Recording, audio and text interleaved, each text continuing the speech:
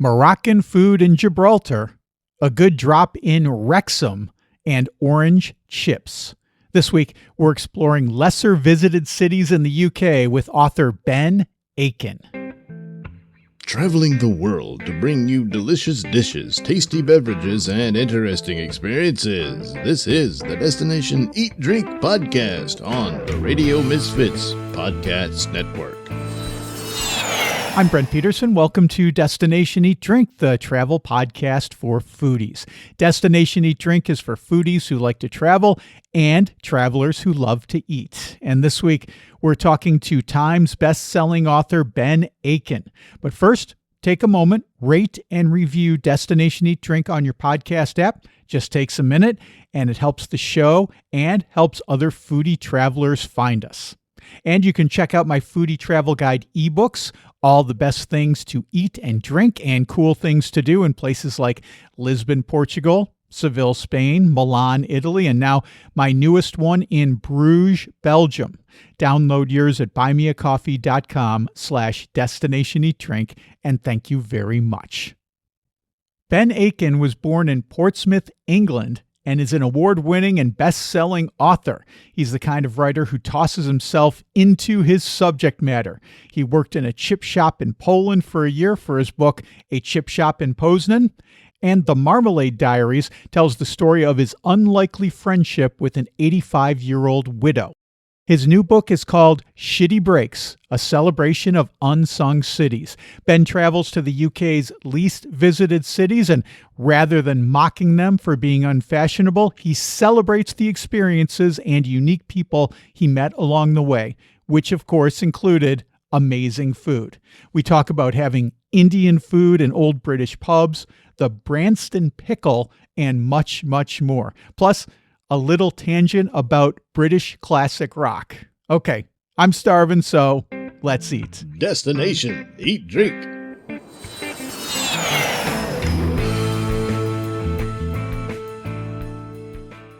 Ben Aitken, author of Shitty Breaks, a celebration of unsung cities. Welcome to Destination Eat Drink. I'm looking forward to talking to you about all these great places that you visited.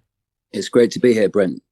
You know, I think Americans, I'm speaking for myself, are not familiar with what you're referencing when you call your book Shitty Breaks. It's only been within the last few years that I've learned the term city break. I don't think it's commonly used in American vernacular. So before we get into the book itself, you want to explain where you got the title from? Yeah, I'm not sure what I'm referencing myself, to be honest. It's a bit of a fresh concept. What's the word? A neologism. Basically, a city break, as I'm sure you do know, is a weekend away in a different city. And that term, that concept has been established here in Europe for probably a good 15 years. It's quite a popular thing to head to somewhere like Edinburgh, London, nip across to Venice or Paris. Maybe because Europe is so compact, this idea of just going to a different city for a couple of nights is more practical and more viable. Maybe that's why the concept has got more sort of traction here. Anyway, as you can imagine, certain cities are more popular than others. I've mentioned Venice, Paris, Lisbon. You live in Portugal. Lisbon's a hotspot, Barcelona. And within Britain, you've got London, Edinburgh, Bath, Brighton, Oxford, Cambridge. These are the hotspots. And I decided to get hold of some data from tourism boards and look at the league table, which measures who's going where and for what reasons, and turned the league table upside down and started from there. So I went to the least popular cities for a weekend away, hoping that I would have a good time, because I just had a hunch that anywhere can be interesting. So that's sort of how it all came about. And the term shitty breaks, well, I fell in love with the wordplay, really. And really, these places aren't shitty. They're not substandard. They're not inferior. But a title needs to be a sort of starting point for an argument, because these places, rightly or wrongly, are unfashionable. They're not being as touristed as other places. And the title is just referencing that lack of popularity. It's not a statement of fact or even an opinion. It's just a sort of starting point, a notion that you're challenging in a book. when I looked at these cities, some of them I thought, okay, I'm not even familiar with the name of that city, or some of them I thought, okay, I can understand why maybe not a lot of people I've gone to some of these places, and I can see why it's not on the tourist trail. But one of them in particular stuck out to me, and I thought, really, this one is on the list of least touristed, and that's Gibraltar, which is, that little bit of Spain that kicks out into the Mediterranean that has been part of the UK for decades now. Were you surprised to see Gibraltar on this list? Well done, because you've spotted the anomaly there. Gibraltar has its own sort of data going on and wasn't part of the league table. So statistically, it's not doing. It's doing better in terms of tourism than the other cities I went to. But the thing is, with tourism in Gibraltar, it tends to be from cruise ships, and it tends to be from day trips coming across from Spain. Okay. What's not happening in Gibraltar is weekends away from British people. So, example, I didn't know anybody that had been to Gibraltar, not a single person. What's more, I hadn't heard of any of my friends or contemporaries even discuss the idea. At the same time, they were heading to Munich, they were heading to Berlin, they were heading to Vienna. Nobody was mentioning or mooting the possibility of going to Gibraltar. So for me, I included Gibraltar. A, I wanted a bit of sunshine. B, I was deeply curious. And I think it is actually an unlikely weekend away rather than, it's not. Do you know what I mean? Sure. And a lot of Brits go to southern Portugal and southern Spain, which is, very close to Gibraltar, but they've decided not to visit Gibraltar. I guess maybe it doesn't have the same beach allure as those places do on the Iberian Peninsula. No, absolutely. And Gibraltar was just a very curious prospect for me. No doubt it's not curious to the people that live there, of course. But it's a British city, really. It's also deeply Gibraltarian. It's got a distinct identity, but it's an overseas territory of Britain. It is officially a city. And so it sort of met other criteria that I was looking for in the book. And it's tiny. And it, as you say, it's close to Morocco. It's next to Spain. It's just around the corner from Portugal. And I just found all of those factors deeply appealing. And gave myself license to go and have a look at Gibraltar and include it in the book. And I'm glad I did, because it's a wonderful place. Have you been? I haven't. I've been very close. I guess like a lot of the Brits, I've been very close to there. Spent quite a bit of time in Andalusia, but we didn't go to Gibraltar. And I think I'm going to have to put that on the list because we're not that far away right now. I could probably get there very, very easily. But as you were describing this, Ben, it occurred to me, and this is something that I hadn't thought of before. You said, oh, it's a British city, but it's on the Iberian Peninsula. We just got back from Malta. And Malta used to be a British protectorate up until 1964. And there's a lot of British influence that's still there. A lot of British people go there on vacation. But I think one of the most interesting remnants of Britain is they still have the red phone booths in Malta. And some of these, they're not phone booths anymore. No one uses payphones anymore. But one of the ways that they've repurposed them is for putting defibrillators in them for first aid. And I thought, man, they're holding on to some heritage here, but they've also repurposed this for something really good for people in case someone has a medical emergency. The defibrillator is right there. I know it's great, but you still have to pay 40p a minute to use the defibrillator, right? Does it have a little coin slot on it? No, I hope not. Yeah, they're doing that. They're doing that in Gibraltar as well, and I was quite struck. I walked into the main square, and it's in a very attractive city and state, Gibraltar. And I walked into the main square, and it was bustling, and there was Moroccan street food, and there was a guy advertising paella. Get your paella over here. And there was fish and chips, and it was a nice, a nice melting pot, really, of influences and cultures. And there was this red telephone booth, and there was a queue for it.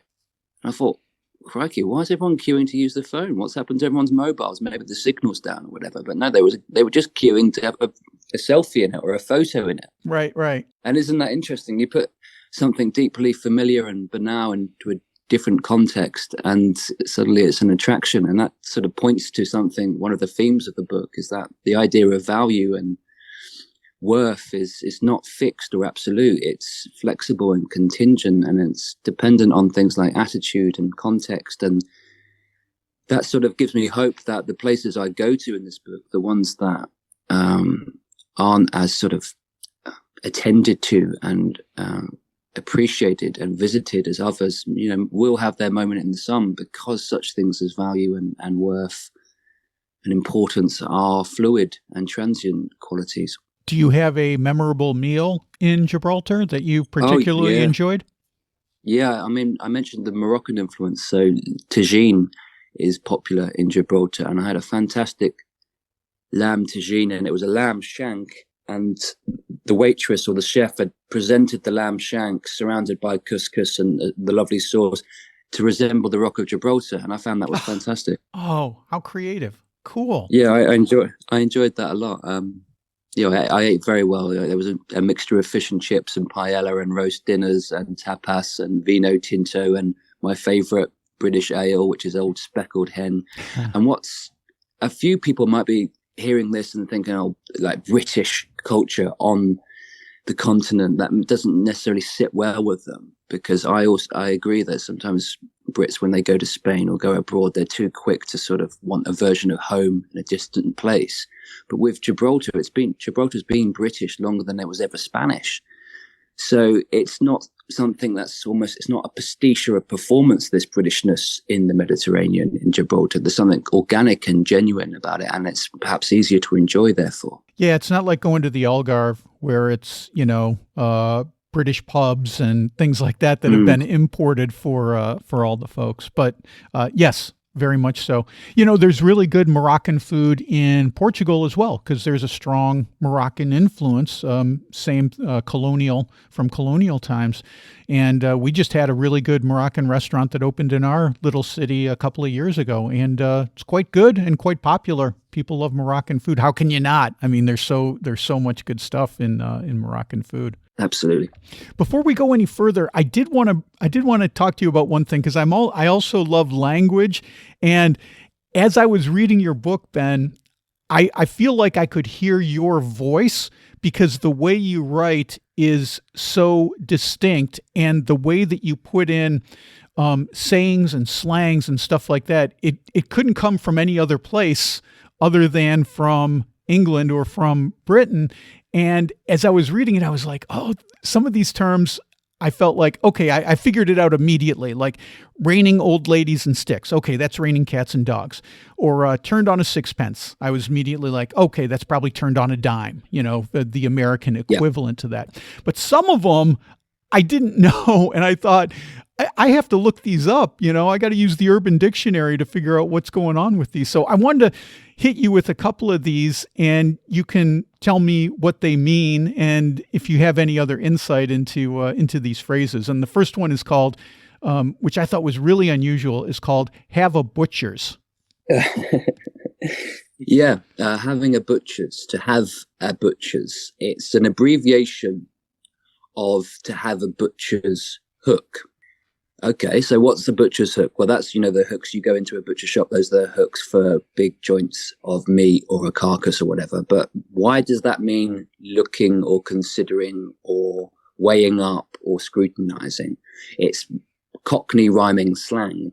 So in the East End of London, for whatever reasons, the locals came up with these phrases that rhymed with the thing that they were actually referencing or meaning to say. And to have a butcher's look basically meant to have a look.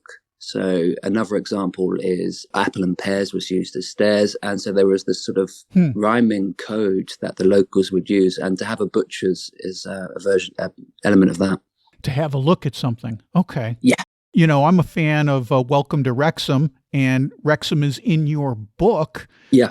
This might be one of those places that might go off your list if you do another edition, because it's becoming much more popular. In fact, I was even looking at trying to figure out where I would fly into if we were to go see a Wrexham game.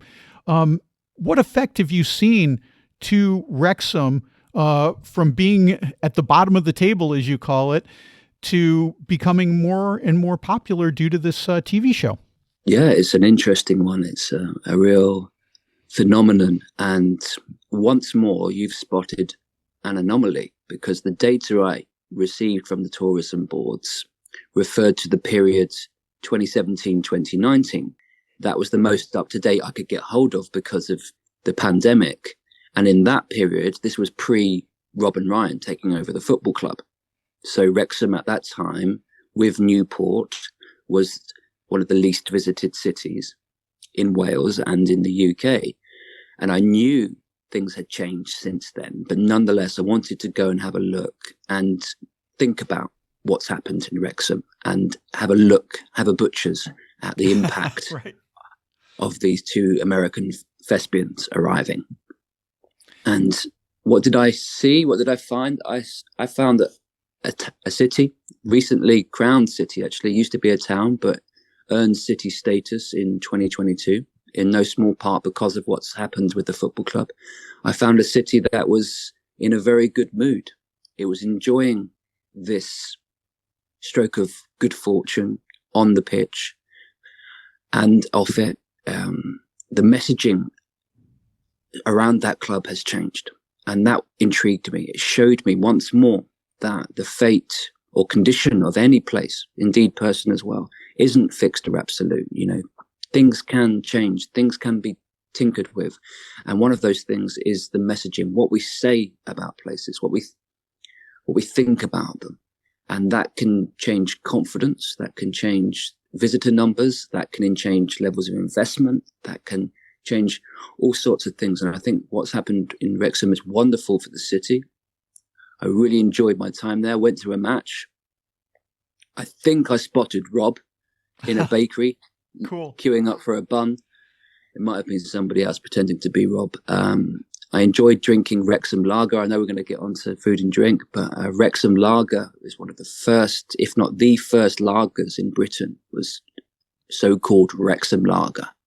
And it's had a bit of a renaissance of late. Indeed, Rob and Ryan have now bought a share in the company. So that's enjoying another moment in the sun. And generally, I had a fantastic time. I just wish the model of sort of transformation was shareable and applicable to other cities, but it's not really. You can't expect Rob and Ryan to go around buying every struggling football club in the UK and thereby transform the fortune. So it's a bit of a one-off. It's like an act of God. It's like a divine intervention in Wrexham. And unfortunately, places like Coventry, Leicester, Sunderland, they can't really replicate that. The attention that's been delivered upon the city by the documentary is just startling. And it's great for the city. People are starting to visit from abroad, maybe less so from within Britain. But yeah, when I was in Wrexham, I bumped into a guy from Canada who'd just flown in that night because he wanted to see a game. And we had a few pints in the Horse and Jockey, and it was great to talk. And it's good for Wrexham. How is the Wrexham lager? I've seen the signs, in the TV show, but I've never had one myself. Yeah, it does the job. Yeah, 4 points and it does the job. No, it's a good drop. It's a good drop. It was a couple of German guys that were living in Manchester. This is late 19th century, I think. And they were fed up with the local beers, the local ales. And they thought, we want to make a beer that's like the beer back home in Germany, like a Pilsner. Mm-hmm. So that was their mission. And they decided that they'd head down to the North Wales to produce their Pilsner because the conditions there were better. The water was better. The storage facilities, the temperature was just so. And so that's where British lager was born, really. And it was born in Wales and in Wrexham. And it's tasty to this day. Any other memorable food that you had in Wrexham? In Wrexham, I had a nice bowl of something called lobscouse, which is... Oh, I thought scouse was like Liverpool. Yeah, I think they're relatives. Okay. So I had a bowl of lobscouse, and I did what you did there, and I saw the connection with scouse, which is a stew in Liverpool. And yeah, they're definitely in the same family because Wrexham's not far from Liverpool. So basically this was a really hearty lamb stew with potatoes and vegetables, and that was delicious. Yeah, I enjoyed that. Let's move to Wolverhampton. Yeah. Talk to me about the orange chips there. Somebody said to me, "You've got to have a bag of orange chips while you're in Wolverhampton." And yeah, I gave them a look, and they said, "Head down to a chip shop called Major's and ask for a bag of chips. You don't even have to state orange chips because they come orange as standard." And I asked a few people what makes them orange, and they just tapped their nose or they gave me a wink. Nobody was prepared to reveal the secret about why or how these chips come out orange, but they are. They are bright orange, and they've got an extra crunch, and they are delicious. Something about them elevates their sort of appeal and the experience of eating them. Maybe it's just a bit of a psychological gimmick or trick, but I loved eating my orange chips at Major's. And then I went across the road to the market and enjoyed a lovely apple pie at Bilston Market. And it's not at all bougie, the market at Bilston. It's not artisan in the sort of trendy sense. It's just proper people who know how to brilliantly do one thing. And in this case, it was apple pie. And I watched this baker making apple pie after apple pie, his own assembly line, and with the brilliance and dexterity of any sort of professional. And he didn't mind me staring at him doing his business, and rewarded me with an apple pie. And he said, "That's on the house, mate." And that's nice. A nice reward for curiosity. Yeah, I like stumbling upon sort of markets and places where there isn't that self-consciousness of them being attractive or trendy or on point. And that's one of the benefits of traveling in the wrong direction. You're going to places that aren't sort of aware of themselves as attractive. And as soon as a place or even a person is aware of themselves as attractive, their behavior is going to change somewhat. Mm-hmm. Remain attractive to leverage that attractiveness. And a lot of the cities I went to, they don't have that. And so there's a sort of genuine, organic, unaffected quality to them. And that was definitely true in Wolverhampton. Another great eating experience in Wolverhampton was at a desi pub. So a lot of the traditional British pubs have been closing through lack of demand, it being cheaper to buy alcohol in supermarkets and whatnot. Many still survive, of course, but it means that lots of lovely properties are left vacant and without purpose. And what's happened over the last 20 years or so is the Indian restaurant, which is another popular and well-loved institution in Britain, has merged with the British pub. And so you have these old British pub buildings that are now have a sort of Indian kitchen. So you go in and you have your pint of beer, watch the football, have a packet of crisps, some pork scratchings, but you can also order a curry and a biryani and whatnot. So it's a genuine, hybrid, a genuine fusion. It's lovely to see. And I went to a great one, great desi pub in Wolverhampton. How cool would it be? I never considered that, but how cool would it be to go into one of these classic British pubs and watch the match and enjoy a nice big curry? That would be a fantastic experience. Yeah, exactly. You're bringing two diamonds together there, and it's quite a powerful force. Yeah, I really enjoyed that. Another, if you don't mind me going on, another of course eating experience I had in Wolverhampton that was really enjoyable was a cheese and pickle roll. So it's a humble thing. Some people call them rolls, some people call them buns, some call them balms. So basically a small bread roll, floury, white, soft, with some mature cheddar and some Branston pickle. And it was wrapped in cellophane. And they keep a wicker basket of said behind the bar. And they're £2 a pop. Now, this is something you only really see in Northern England or the Midlands up. I've not seen it in London or in Portsmouth, where I'm from. So the pub will keep a basket of rolls, cheese and pickle rolls, cheese and onion, cheese and ham.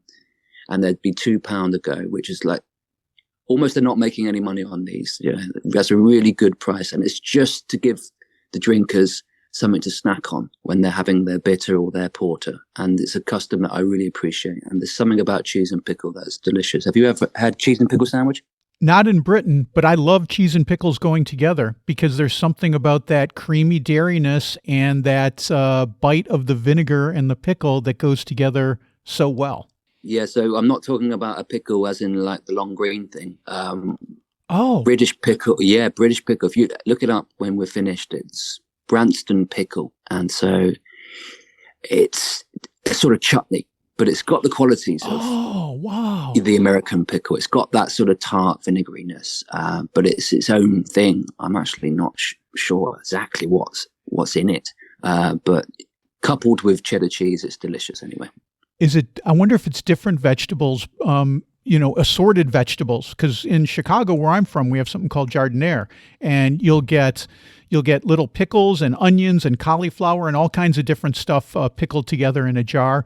And in a lot of restaurants, you'll see it right there on the table. You'll get your jardiniere as common as salsa in a Mexican restaurant. Right. Okay. That sounds a bit more like piccalilli, which is something we've got here as well. Anyway.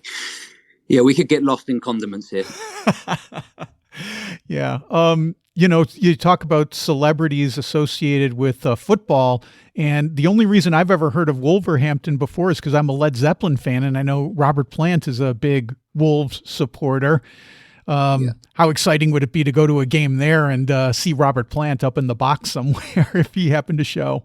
Yeah, I'm sure you'd be excited. I wouldn't be able to identify him because I've never listened to a Led Zeppelin song. Knowingly, I think I need to get into that, don't I? But I am a big Slade fan. Are you familiar with Slade? Oh, of course. Come on, feel the noise. Yeah, exactly. And they're also from Wolverhampton, Warsaw, definitely that part of the country, and love their music. It's a far more eclectic and diverse than I think than I initially thought, actually. And I couldn't believe reading this stat about Slade. I think in the 70s, they sold as many records as anybody else. It was them and ABBA were leading the way throughout the 70s. And I thought that's amazing. And when I think about what Liverpool does with the Beatles in terms of sort of monetizing them and bringing them into the city and incorporating the band and their legacy into the city's sort of tourism offer, I think Wolverhampton's missing a trick and should maybe do a bit more with Slade. I'd love to know where Noddy Holder went to school and drank his beers and lived and whatnot. Yeah, I mean, a lot of these cities do take advantage of that. You think of the Beatles, of course. We're about to go to a trip to Dublin, and I think they do a decent job. They used to do more with U2. I think, it's less so today, but you can see all the U2 sites. It's pretty easy to do. And some of these other cities, I think they do a nice job with it. We lived in Austin, and Willie Nelson and Stevie Ray Vaughan are well celebrated there. But that would be cool. They need to put up a statue of Noddy up in Wolverhampton. Maybe have a museum with a few artifacts there. That would be super cool. I think, Slade was much more popular in the UK and in Europe than they were in the US. Like, I grew up in that era, and you kind of had to dig a little bit. They were kind of lumped in with the glam rock, and they were not as well known as, say, people like David Bowie or T-Rex or, other glam artists like that. Yeah, I remember watching a documentary about Slade, and it demonstrated that they struggled to conquer the States. So the data, the stat that I shared previously probably refers to British sales, doesn't it? Sure. Rather than global. Yeah, but yeah, love a bit of Slade. Anywhere else you want to mention before we let you go here? Well, if we move across the pond, across the Irish Sea to Ireland, I went to Limerick, which is sort of Midwest Ireland, and doesn't get much tourist traffic. Dublin, Galway, Cork, they tend to gobble up all the traffic. So Limerick is the least visited city in Ireland, and I had a brilliant time there. And of course, I had a fair few pints of Guinness. Sure. And in Ireland, they don't say, "Are you having a pint?" Indefinite article. They'll say, "Are you having the pint?" Definite article. And there's something in the way they introduce the thing that elevates it onto a sort of pedestal, onto a dais, gives it a sort of gravitas and a drama that you don't get with lager or other ales. There's something about Guinness that's quite special. So a nod to Guinness, and I believe that the Guinness I had in Limerick was the best you'll get in the world. Oh. They say it's better in Dublin, but I think there's something about the distance it has to travel to Limerick that does something to the Guinness, and I think it tastes best when you're propped up at a bar in Limerick and listening to some trad music. So a couple of old guys sat in a corner, one with a whistle, one with a guitar, and another guy was sort of reciting Samuel Beckett lines. And that was a special occasion. Of course, things taste different in different contexts. And if you're in a great mood, the macaroni cheese is going to taste good. If you're in a bad mood, the pint of Guinness is going to taste bad. But I have to mention that. And another thing I was introduced to in Ireland is something called the chicken fillet roll. Now, I didn't know what a big deal the chicken fillet roll was. I won't go into massive detail about it. I will say, if readers are interested to know more about the chicken fillet roll, seek out a guy called Blind Boy. He's got a podcast, so seek out a Blind Boy podcast, and he's got an episode all about the chicken fillet roll, and he basically offers a disquisition, a monologue about the chicken fillet roll and what its historical ingredients and elements, its genealogy. It goes on for about an hour, and it's a real piece of work. So yeah, that was Ireland. Other than that, Dunfermline in Scotland, least visited city in Scotland. I had a number of bottles of Iron Brew, which is the local soft drink, and I had a Dumphy pie, and I had a spicy haggis supper. So I could go on and on. You get the point. Traveling is often about food, and it's a real part of the adventure and the excitement. And I ate really well on my tour of unfashionable Britain. Unfashionable Britain. I like that phrase. And you've added a bunch of places to my list, Ben, because, some of these places I've heard of and I've thought about, but a lot of these places I wasn't even aware of. And I always love these kind of off the beaten path places. We're meeting some friends in Dublin later this summer, and maybe we can make a side trip to Limerick because, all of this stuff sounds really, really cool. It's only an hour and a half on the train from Dublin. It's got history. It's got beautiful Georgian architecture. There'll be great places to eat. There won't be 10 of them on every corner, but there will be great places to eat, great places to listen to music, and there won't be the crowds. You'll feel almost alone in being able to explore this city as a tourist. And as a result, I think people are more pleased to see you, more inviting, more welcoming, because over-tourism can really irk the locals a little bit, can't it? So when you're going against the grain, against the flow, that's another sort of premium to traveling in the wrong direction. You'll be doing it more or less on your own. Absolutely. Well, thanks for writing this book, Shitty Breaks. We will have a link to get that book in the show notes. And it's been a pleasure talking to you, Ben. It's been really interesting and enlightening, and I've had a great time discussing these cities with you. Thanks for taking the time and being on the show. No problem, Brent. Thanks very much. Okay. There's Ben Aitken. What an interesting guy and an interesting life he's living. I'm glad he was here to share it. You can get Shitty Breaks wherever books are sold. And if you want more from my conversation with Ben, get over to my Substack. Ben tells me about dipping pizza in mustard, the curry capital of the UK, and a lot more British slang terms. Members of my Substack can hear that at destinationeatdrink.substack.com. Well, that's it for this week. Next week, we are in Venice for the original spritz, a mixology renaissance, and gondola rides. Don't miss that. Until then, I've got tons of great foodie travel at destinationeatdrink.com. I just posted a story about the best hot chocolate in the world. You can read that at destinationeatdrink.com/blog. There's also a new video out. It's about Portugal and why we chose Portugal as our new country to live. You can see that by clicking on the video tab at destinationeatdrink.com or by going to my YouTube channel. That's youtube.com/@destinationeatdrink946. And don't forget, my foodie travel guides to cities in Portugal, Spain, and lots of other places are now available for download.